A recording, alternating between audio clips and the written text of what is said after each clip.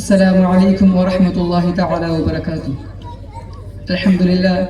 الحمد لله رب العالمين، والصلاة والسلام على أشرف المرسلين وعلى آله وصحبه أجمعين، أما بعد. قال الله تعالى في القرآن المجيد: أعوذ بالله من الشيطان الرجيم، بسم الله الرحمن الرحيم. الأعراب أشد كفرا ونفاقا وأجدر ألا يعلموا حدود ما أنزل الله على رسوله والله عليم حكيم. صدق الله العلي العظيم. ബഹുമാനാദരവ് നിറഞ്ഞ ഉസ്താദുമാരെ, മറ്റു വിശിഷ്ട അതിഥികളെ, എന്റെ ശബ്ദം ശ്രവിക്കുന്ന വിദ്യാർത്ഥി സുഹൃത്തുക്കളെ, ശത്രുക്കൾ ഇസ്ലാമിനെതിരെ പടച്ചുവിടുന്ന ആരോപണങ്ങളെ തിരിച്ചറിയുകയും അവയിൽ നിന്ന് മുക്തമാവുകയും അതിനെതിരെ നിലകൊള്ളാനും നാഥൻ നമുക്ക് തൗഫീഖ് നൽകി അനുഗ്രഹിക്കുമാറാകട്ടെ. ആമീൻ. ഇസ്ലാം എന്ന മഹത്തായ ജീവിത തത്വസംഹിതയ്ക്ക് നേരെ ദുരാരോപണങ്ങളുടെ കൂരമ്പുകൾ തൊടുത്തുവിട്ടുകൊണ്ടിരിക്കുന്ന പാശ്ചാത്യ യൂറോപ്യൻ ചിന്താഗതിക്കാർ അരങ്ങു തകർക്കുന്ന വർത്തമാന യുഗത്തിൽ അവരുടെ ആരോപണങ്ങൾ എന്തൊക്കെയെന്ന് തിരിച്ചറിയുകയും അതിന് വ്യക്തമായ മറുപടി കൊടുക്കുകയും ചെയ്യുക എന്നത് മുസ്ലിം എന്ന നിലയിൽ നാം ഓരോരുത്തരുടെയും ഉത്തരവാദിത്തമാണ്.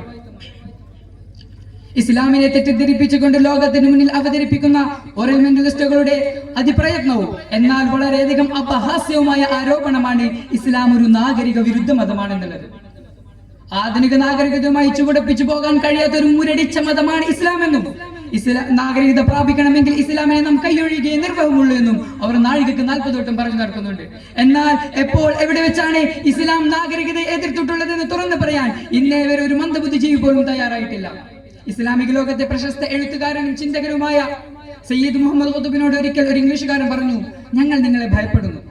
നിങ്ങൾ ഞങ്ങളെ ക്ഷണിക്കുന്ന ഇസ്ലാമിലേക്ക് ഞങ്ങൾ കടന്നു ചെന്നാൽ അത് ഇരുൾ നിറഞ്ഞൊരു കൂടാരത്തിലേക്കുള്ള മടക്കമായിരിക്കും. സയ്യിദ് ഖുതുബ് ചോദിച്ചു: നിങ്ങൾ എന്താണ് ഉദ്ദേശിക്കുന്നത്?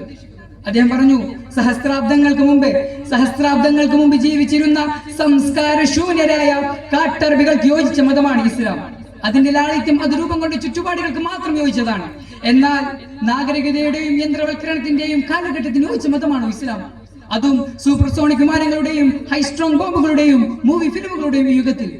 അജ്ഞാനം നിറഞ്ഞ ഈ ആരോപണം തൊടുത്തുവിട്ടത് ഏതൊരുവനാണെങ്കിലും അവർക്ക് യഥാർത്ഥ നാഗരികത എന്താണെന്നോ ഇസ്ലാം വരുന്നതിന് മുമ്പ് 6-ാം നൂറ്റാണ്ടിന്റെ അധപതനത്തെ പറ്റി ഒരു കൊച്ചുകുട്ടിക്കുള്ള അറിവ് പോലുമില്ല എന്ന് തീർച്ചയായും നമുക്ക് മനസ്സിലാക്കാം. ഈ മതത്തെ കുറിച്ച് പഠിച്ച ആരും പറയാത്ത ആരോപണത്തിന് അപരിഷ്കൃതരായ ഒരു ജനതയിലാണ് ഇസ്ലാം ജനിച്ചത്. ഇസ്ലാം വരുന്നതിന് മുമ്പ് സംസ്കാരത്തിന്റെയോ നാഗരികതയുടെ അർത്ഥം പോലും അറിയാത്തവരായിരുന്നവർ. അവരുടെ അപരിഷ്കൃത സ്വഭാവത്തെ കുറിച്ചും ഹൃദയ കാഠിന്യത്തെ കുറിച്ചും ഖുർആൻ പറയുന്നു: അൽ-അഅറാബു അശദ്ദു കുഫ്റൻ വനിഫാഖ വഅജ്ദറു അല്ലാ യഅലമു ഹുദൂദ മാ അൻസലല്ലാഹു അലാ റസൂലി വല്ലാഹു അലീമുൻ ഹകീം. അറബികൾ കൂടുതലും കടുത്ത അവിശ്വാസികളും കാപട്യമുള്ളവരുമത്രേ. അള്ളാഹു അവന്റെ ദൂതനെ അവതരിച്ചു കൊടുത്തതിലെ നിയമപരിധികൾ അറിയാതിരിക്കാൻ കൂടുതൽ തരപ്പെട്ടവരായിരുന്നവർ. അള്ളാഹു ഏറെ അറിവുള്ളവനും യുക്തിമാറുമാകുന്നു. വിജ്ഞാനവും പരിഷ്കാരവും അടുത്തുപോലും എത്തിയിട്ടില്ലാത്ത ഈ കാട്ടറബികളെ ലോകം അംഗീകരിക്കുന്ന ഭരണാധികാരികളും അവരുടെ തലമുറകളിൽ നിന്ന് വിദ്യാഭ്യാസത്തിൽ സ്ഥിരോത്സാഹികളായ മറ്റു മഹത്വക്തികളും പിൽക്കാലത്ത് ജന്മം കൊണ്ടു. പ്രകൃതി ദിശയിൽ കഴിയുന്ന മനുഷ്യരുടെ പൊതുവെയുള്ള അവസ്ഥയാണ് ഈ ആയത്തിൽ പറഞ്ഞിട്ടുള്ളത്. എന്നാൽ നാഗരികതയുമായി ബന്ധിപ്പിക്കുന്ന അവസ്ഥകൾ മൂലം അവർക്ക് വിവരങ്ങൾ ലഭിക്കാനുള്ള സാധ്യത കുറവായിരിക്കും. സംസ്കാരത്തിനും പെരുമാറ്റത്തിനും പരുപ്പതയും കർക്കശവും കൂടുതലായിരിക്കും. എന്നാൽ ഈ കാട്ടറബികളുടെ കൂട്ടത്തിലും വിശ്വസിക്കാനും വിജ്ഞാനം നേടാനും അവസരം ലഭിക്കുന്ന ചിലർ ആത്മാർത്ഥതയുടെ നിറകുടങ്ങളായി മാറുന്നുണ്ട്. അവരെ കുറിച്ചാണ് ഖുർആൻ പറഞ്ഞത്: വമിനൽ അഅറാബി മൻ യുഅ്മിനു ബില്ലാഹി വൽ യൗമിൽ ആഖിർ വയത്തഖിദു മാ യുൻഫിഖു ഖുർബാത്തിൻ ഇൻദല്ലാഹി വസലവാത്തി റസൂൽ. അല്ലാഹുവിലും അന്ത്യദിനത്തിലും വിശ്വസിക്കുകയും തങ്ങൾ ചെലവഴിക്കുന്നതിനെ അല്ലാഹുവിങ്കിൽ സാമീപ്യത്തിന് ഉതകുന്ന പുണ്യകർമ്മങ്ങൾക്കും റസൂലിന്റെ പ്രവൃത്തികൾക്കുള്ള മാർഗവുമാക്കി തീർക്കുന്ന ചിലർ അറബികളുടെ കൂട്ടത്തിലുണ്ട്.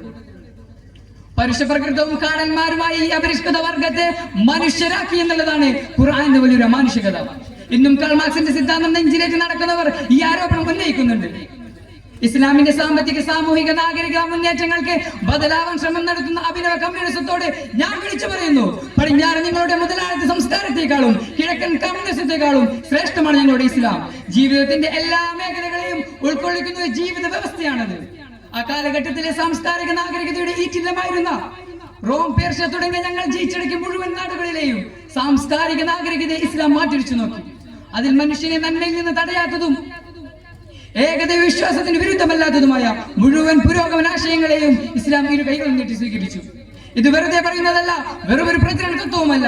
ഇസ്ലാമിന്റെ അധ്യാപനങ്ങളിൽ പ്രചോദനം കൊണ്ട് വിജ്ഞാനാർജവത്തിനായി ലോകസഞ്ചാരം നടത്തിയ ഒരു സമൂഹത്തിന്റെ കഥയാണ്. ശമനോപതിയോടുകൂടിയല്ലാതെ ദൈവം ഒരു രോഗത്തെയും സൃഷ്ടിച്ചിട്ടില്ല എന്ന പ്രവാചക വചനത്തെ ചിന്തിച്ചുകൊണ്ട് അറിയപ്പെടാതെ ശമനോപതികളെ പറ്റി അന്വേഷിക്കുകയും വൈദിക വേഷണം ഇസ്ലാമികമായ ഉത്തരവാദിത്തമായി മാറുകയും ചെയ്തു. എല്ലാ ജീവജാലങ്ങളെയും നാം ജലത്തിൽ നിന്നും സൃഷ്ടിച്ചു എന്ന ഖുർആനിക വചനത്തിന്റെ ആഴങ്ങളിലേക്ക് അവർ കടന്നു ചെന്നപ്പോൾ സചേതന വസ്തുക്കളെ കുറിച്ചും അവയുടെ വികാസ തത്വങ്ങളെ കുറിച്ചും അവർ പഠിച്ചു. അവരാണ് ജീവശാസ്ത്രം തുടങ്ങി വെച്ചത്. നക്ഷത്രങ്ങളുടെ ചലനങ്ങൾ നോക്കി മറ്റുള്ളവർ അവയെ ആരാധന വസ്തുക്കളായി മാറ്റിയപ്പോൾ മുസ്ലിങ്ങൾ അത്യുത്സാഹത്തോടു കൂടി ഗണിതശാസ്ത്രവും ജ്യോതിശാസ്ത്രവും കയ്യേറി. അതുപോലെ തന്നെ കെമിസ്ട്രിയിലും ഫിസിക്സിലും ബയോളജിയിലും അവർ കടന്നു ചെന്നു. ഏതൊരു നാഗരികതാ സംസ്കാരം മനുഷ്യന് പ്രയോജനപ്രദമായിരിക്കുന്ന കാലത്തോളം ഇസ്ലാം അതിനെതിരെ നീട്ടില്ല. എന്നാൽ സംസ്കാരം എന്ന് പറയുന്നത് ചുരുക്കം ധാർമ്മിക ദൃശ്യങ്ങളും വൃത്തികെട്ട സാമ്രാജ്യത്വവും മനുഷ്യനെ അടിമകളാക്കി വെക്കലുമാണെങ്കിൽ അപ്പോൾ ആ പറയപ്പെടുന്ന സംസ്കാരത്തിനെതിരെ ഇസ്ലാം തടസ്സം നിൽക്കുക തന്നെ ചെയ്യും. ഇസ്ലാമിക സംസ്കാരം ഉന്നതമായ ധാർമ്മിക മൂല്യങ്ങൾ ഉൾക്കൊള്ളുന്നതാണ്. നിഷ്പക്ഷമായി ഇസ്ലാമിന്റെ ചരിത്രം പഠിക്കുന്ന ഏതൊരാൾക്കും വളരെ വ്യക്തമായി മനസ്സിലാക്കാവുന്ന യാഥാർത്ഥ്യവുമാണ്. തളർത്താൻ ശ്രമിക്കുന്നതോറും വളർന്നുകൊണ്ടിരിക്കുന്ന അനുപമ സൗന്ദര്യം വലിഞ്ഞൊഴുകുന്ന ഒരു പൂന്തോട്ടമാണ് പരിശുദ്ധമായ ഇസ്ലാം. ഇസ്ലാമിന്റെ ആദർശങ്ങൾക്ക് നേരെ അജ്ഞതയുടെ മൂട്ടുപടമണിഞ്ഞ് ആക്രമണത്തിന് മുതിരുന്നവരുടെ ആരോപണങ്ങളുടെ മുറിയടിക്കാൻ ഇസ്ലാമിന് മുൻകാല ചരിത്രങ്ങളുണ്ട്. അതിനാൽ ഇസ്ലാമിനെ കുറിച്ച് പഠിക്കാനും തെറ്റിദ്ധാരണകൾ മനസ്സിലാക്കാനും ലോകർക്കവയെ മനസ്സിലാക്കി കൊടുക്കാനും നാം നമുക്ക് തൗഫീഖ് നൽകി അനുഗ്രഹിക്കുമാറാകട്ടെ. വാഖിറു ദഅവാന അൽഹംദുലില്ലാഹി റബ്ബിൽ ആലമീൻ. അസ്സലാമു അലൈക്കും വറഹ്മത്തുള്ളാഹി തആല വബറകാതുഹു.